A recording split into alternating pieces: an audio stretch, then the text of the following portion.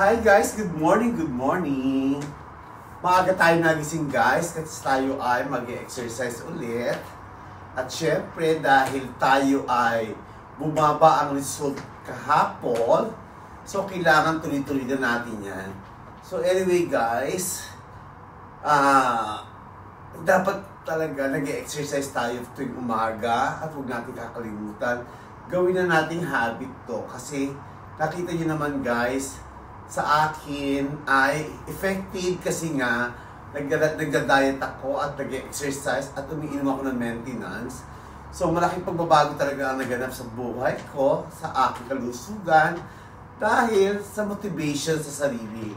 Kaya mga 40, 50, 60, hanggat kaya nyo maglakad na kayo kaysa lang mamatanda na kayo, doon pa lang kayo maglalakad. Kailangan natin to. Good morning! Siyempre tayo mag-jog nga naman at siyempre nandito tayo sa lobby dahil tayo ay mag-exercise ulit sa stairs. So ito guys yung ano ko, ito yung lagi kong bago ako mag-jogging, pupunta ako dito sa stairs. Dito kasi nag-warm up ako at siyempre gaya na sabi ko sa inyo guys, everyday to dapat nag-warm up bago ka maglakad. Siyempre, dahil tayo ay pre-diabetic na, dahil na-reveal natin yung ating sakit dahil sa pag-jogging. So, ano pang hinihintay? 40, 50, 60. Alam kong nauurot kayo, pero kailangan nyo gawin to. Okay? So, love, love, love.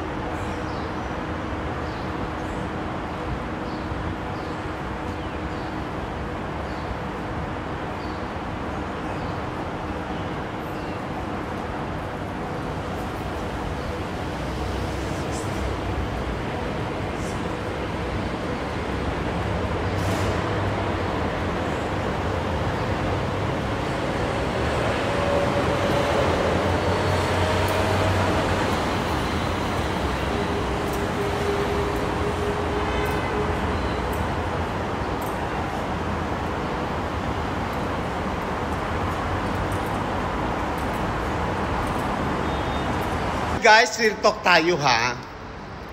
Everyday ako nanonood sa Facebook, sa TikTok.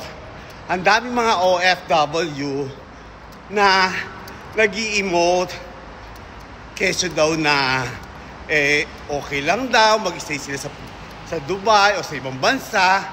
At least nakakain nila, nabibili nila ang gusto nila. Pero sa totoo lang guys, no, hindi lahat ng mga OFW nakafocus sa family. Bakit kamo? Marami akong kilalang ganyan. Ang sinasabi lang nila, focus sa family, I love my family. Pero ang totoo guys, mahal nila ang mga boyfriend nila at wala silang pakialam kung ano man ang kakainin ng Pilipinas. Ganon!